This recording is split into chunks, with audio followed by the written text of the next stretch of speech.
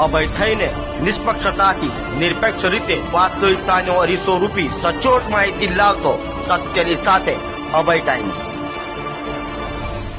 આકરા તાપમાં ટ્રાફિક પોલીસની માનવીય પહેલ। ટ્રાફિક પોલીસે સામાજિક સંસ્થાઓ સાથે મળીને કર્યું શેરડીના રસનું વિતરણ। હોપ ચેરિટેબલ ટ્રસ્ટ અને સુરત ટ્રાફિક પોલીસ દ્વારા વાય જંકશન ખાતે આયોજન। સુરત પોલીસ અને ટ્રસ્ટ દ્વારા 500 ગ્લાસ શેરડીના રસનું વિતરણ। પીએસઆઈ એસઓફ ગોસ્વામી સહિત ટ્રાફિક પોલીસ કર્મચારીઓ સેવા કાર્યમાં જોડાયા હતા। આ પહેલ ઉનાળાની સિઝન દરમિયાન શહેરના અન્ય સિગ્નલો પર પણ ચાલુ કરવામાં આવશે। ખરેખર સુરત ટ્રાફિક પોલીસ અને હોપ ચેરિટેબલ ટ્રસ્ટ દ્વારા કરવામાં આવેલું આ કાર્ય પ્રશંસનીય છે। આકરા તાપમાં ટ્રાફિક સિગ્નલ પર ઉભા રહેતા લોકોને તાત્કાલિક રાહત મળી રહે તે માટે શેરડીના રસનું વિતરણ એ ખૂબ જ સંવેદનશીલ પગલું છે। આ પહેલ અન્ય સંસ્થાઓ અને વ્યક્તિઓ માટે પણ પ્રેરણાદાયી બની રહી છે।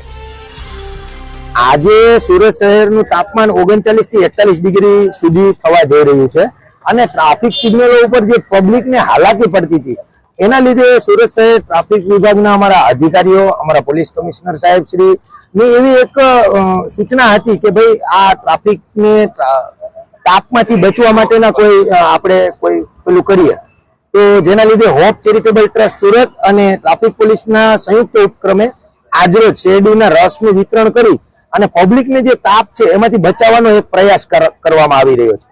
શહેરમાં કેટલી જગ્યાએ આ પ્રકારે હાલ વાય જંકશન ખાતે અમે આ એક કાર્યક્રમનું આયોજન કરેલું છે અને આ સંસ્થા દ્વારા ઉનાળાના સિઝન દરમિયાન દરેક એવા મોટા 4 રસ્તા છે કે જ્યાં પોલીસને પણ તાપ વધુ લાગતો હોય કે જ્યાં વધુ પબ્લિકની અવર જવર રહેતી હોય ત્યાં આ લોકોએ આ પ્રકારના પ્રયાસો કરવા